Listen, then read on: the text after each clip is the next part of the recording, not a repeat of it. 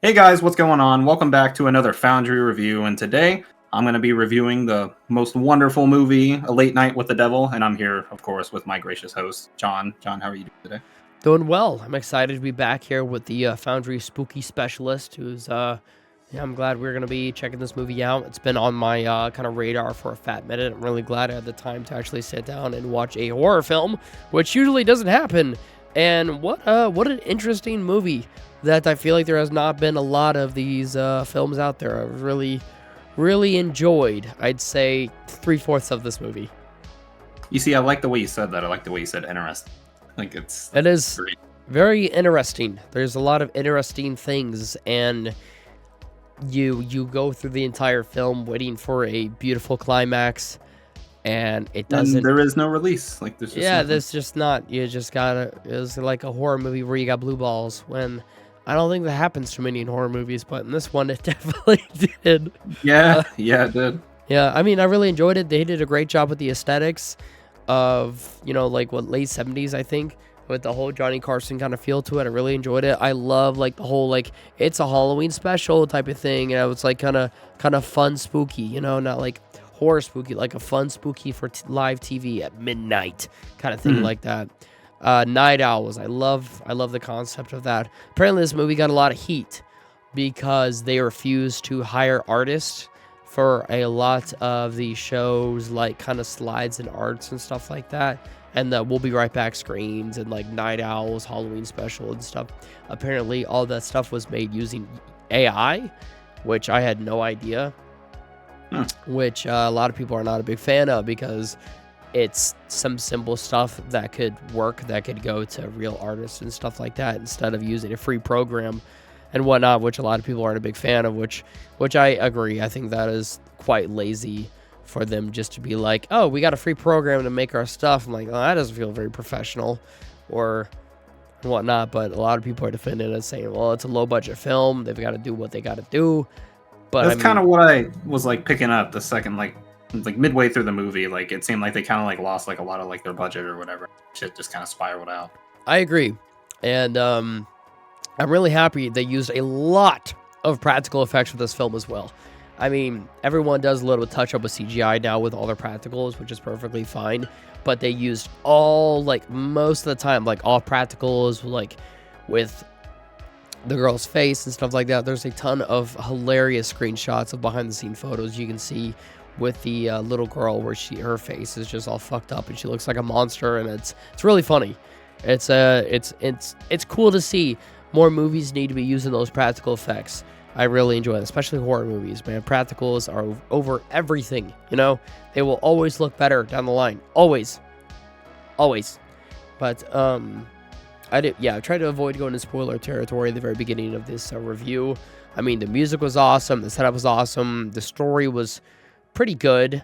A story about a girl who goes on live TV, and this failing talk show host is pretty much abusing the situation of this little girl who was raised in a devil's worshiper's house and at a very young age and has like had a demon inside of her, and they decide to have the demon come out live on TV and stuff, and a lot of bad naughty things happen leading up to that.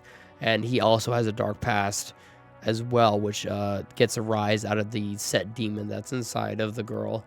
And it's a really fun story. It's very fun. I love how it just like it's so awkward too, because you're watching it and you're like, well, that was supposed to happen, and they just kind of play it off as if like someone's like head just didn't get twisted out of like completely, and you're like, oh, that's silly, Cueing the music and shit like that. Yeah. Yeah. It's like just like switch to shot B, type of thing. It's really funny. They did a really good job with that. I like how they go off camera and stuff during the commercial breaks.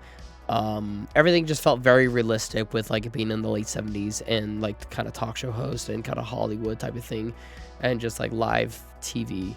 I really enjoyed all those segments. I thought it did Personally, great. I enjoyed like the aspect like how like you received like color, like even though like during the time like there was no color on the TV and stuff like that. Like the movie like brought color in whenever like they were all on stage, like they were all happy. Well, Jack mainly, like he was happy and stuff like that. And anytime like he was off stage, like it went immediately back to like black and white. Yeah, it was really great art direction. You know, that was a really cool direction they took with that. I enjoyed that. I like when films take liberties and choose to do that kind of thing. It's pretty cool. I was gonna say there. So I guess I mean it's okay.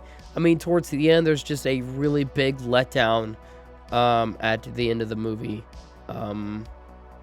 which just kind of sucked. But should we kind of like break it down first, like how they like kind of like go through all the shit? Yeah, I was just gonna say now is at this point we can kind of go into spoiler territory in case people were watching. So if you don't want to get spoiled, I think you should probably leave the video and I guess check in at the very end to see our final thoughts and stuff like that at your discretion, because we don't want to spoil it because it is a bit of a newer movie. When it came out March of 2024. The actor as well as the main role as Jack, what's his last name? Jack Delroy, which is David Dashmalchian.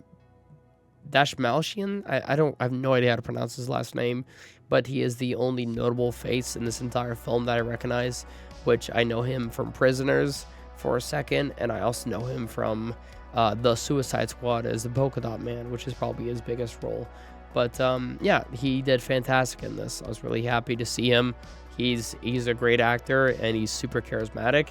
And it's like in this film, he's almost that role of being the most charismatic man on your television set, but it's like something's missing a little bit, and that explains why he can't like hit that rating mark that he needs to get. That's why he's set as a failing like talk show host. I really like it. Yeah, I think that's...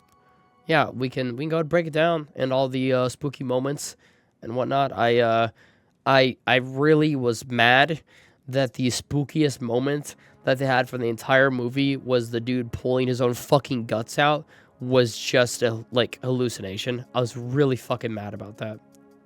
I thought that was personally pretty fucking funny. Like it was very funny. Yeah, but like I was really fucking mad. I'm like, man, this should have been the fucking but should have been dope. Like that was like I wanted so much more out of it. And personally, sorry. No, go ahead. No. Like I'm not like the way it started. Like I thought it was kind of weird but cool. Like it seemed like the trauma was still like enough to like affect him. Like even to the point before like the demon girl actually like was put out on stage and stuff like that. Like his trauma was able to like manifest with like that one dude. Christo. Yeah, the psychic. Yes. Or whatever, and it was strong enough to like actually kill him. And like I don't think the two actually met like prior before him like leaving, like him and the little girl. It was just like him and that one dude that was just continuously trying to disprove him until like he worked up a sweat and then left. But yes, I don't know, I thought that was kind of cool. Like there was still like a lot of spiritual tension and stuff like that to the point it affected him a lot. Yeah, I mean like we saw like the demonic girl. I agree. We talked about a climax. I mean like literally there was a rising, like it was rising, like it was going to lead up to something, you know, and that was part of it. It was going to hit a boiling point, and the whole Christo part was like a part of it. And like we said, it really never hit that climax. It was a just extremely disappointing end to the film. I'm like, it was fucking crazy, but I still expected and wanted a lot more out of it. Personally, me too. Like I think the second it kind of like dropped off for me, it was like after like the exorcism and all that, and like everything's like going crazy. Yeah, I agree. They just all flew off the handle, and literally everyone died all at once. I personally thought it was funny whenever that one dude that was trying to disprove everyone just stood there and was like, oh shit. And then just like fucking My favorite part was when he hands the check to the demon of Satan. He's like, you want this $50,000? I'm like, bro, Satan doesn't want your fucking money. That made me laugh a lot. That was pretty funny. That was great. Yeah. Never try to bribe Satan. I would say that's probably not a good call. Do not bribe Satan. Mark that down in your notes, everybody. Just don't make eye contact. I'm sure that's the best thing you can do. Yeah, I mean, like, just the head splitting and, like, the light show with it, and the one's Chuckles Smiles guy, with the mustache head was like completely twisted around. The other girl, her neck was like slashed with like a necklace that she had.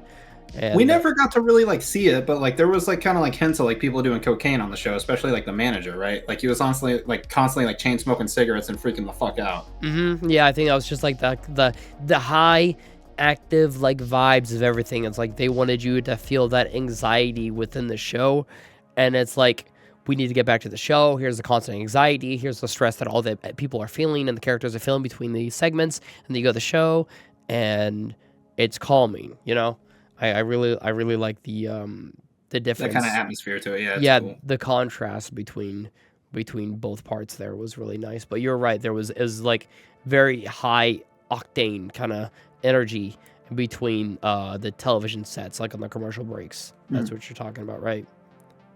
Yeah, like the manager constantly like floating around, freaking the fuck out, smoking a cigarette. I never even really noticed that until you like said something like how wild he was being. Because he was like all the way up till the point, like I think the last moment we kind of like see him is whenever he's like, the dude died in the ambulance, like I gotta go.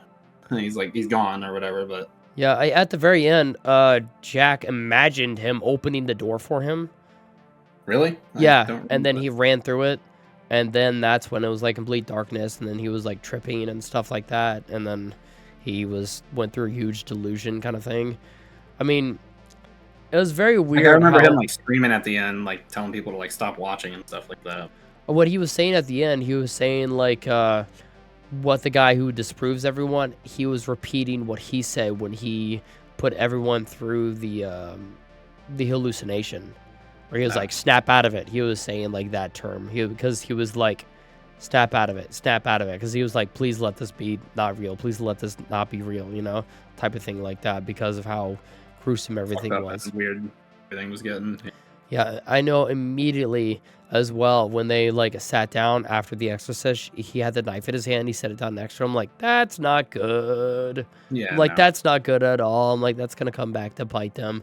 And it did. And then he did snap out of it. Very weird. Yeah, very weird. I mean, just crazy. I love the how they doctored up and camouflaged the head of Abraxas, right? Is that what it was? Or I think that's what it was. The kind of the fake. The Abraxas was the demon. Demon, right? So the religion that she was raised in was pretty much supposed to be like the house of Satan kind of thing. Like that's what it was supposed to be based off of, and that whole communion and kind of was led to like a Waco type of situation. They also mentioned that it's kind of like a True Detective season 1, how Jack was a part of a weird Illuminati type of situation. At the very beginning of the film, they mentioned that like how they partook in rituals and whatnot, you know, to make or break their career.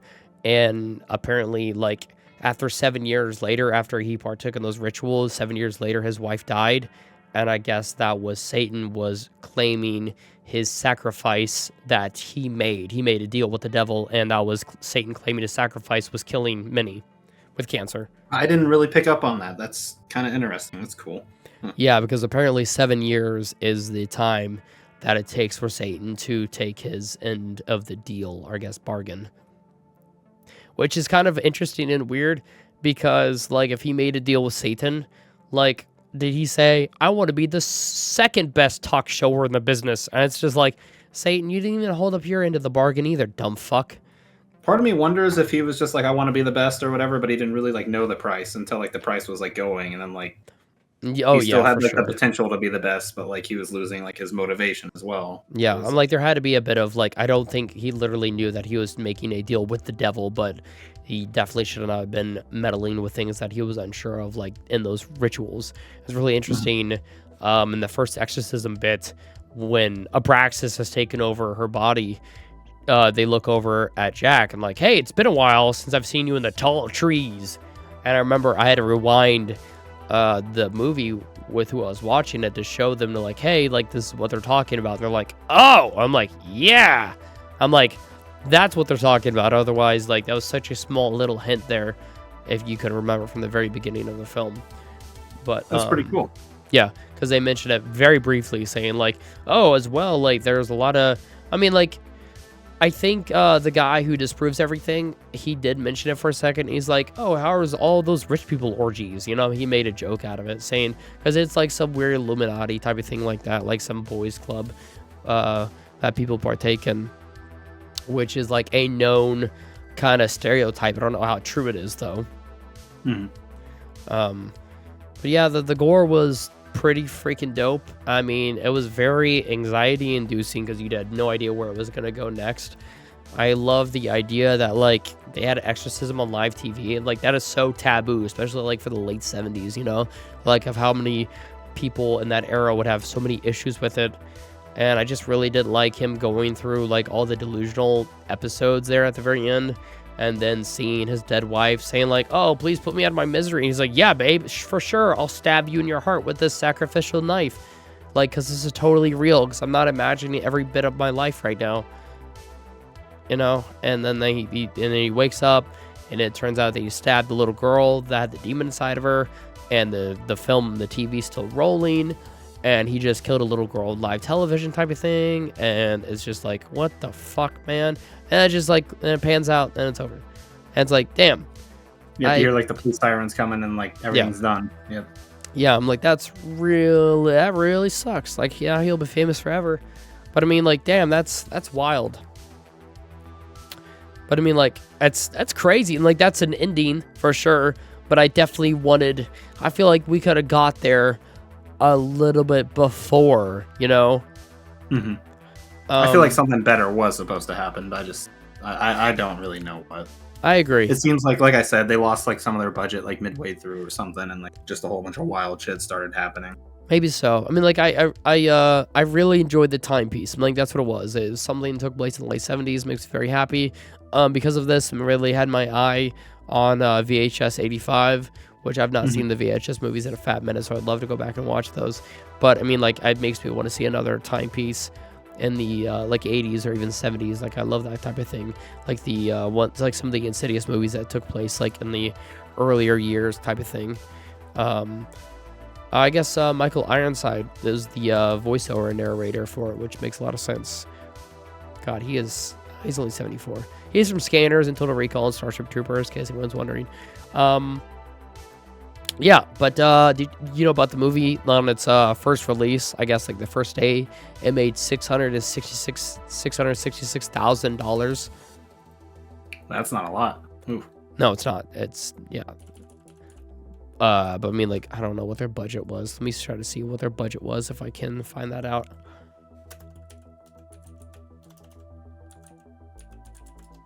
Yeah. Oh wow. Only had a budget of $150,000 for visual effects. That's crazy.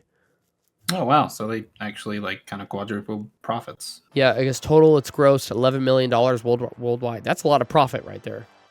God damn. Yeah, that's a lot of profit for a very small film like that. See, you could have afforded an artist for those screens. Yeah. But when it comes to rating, I'll give it a 7.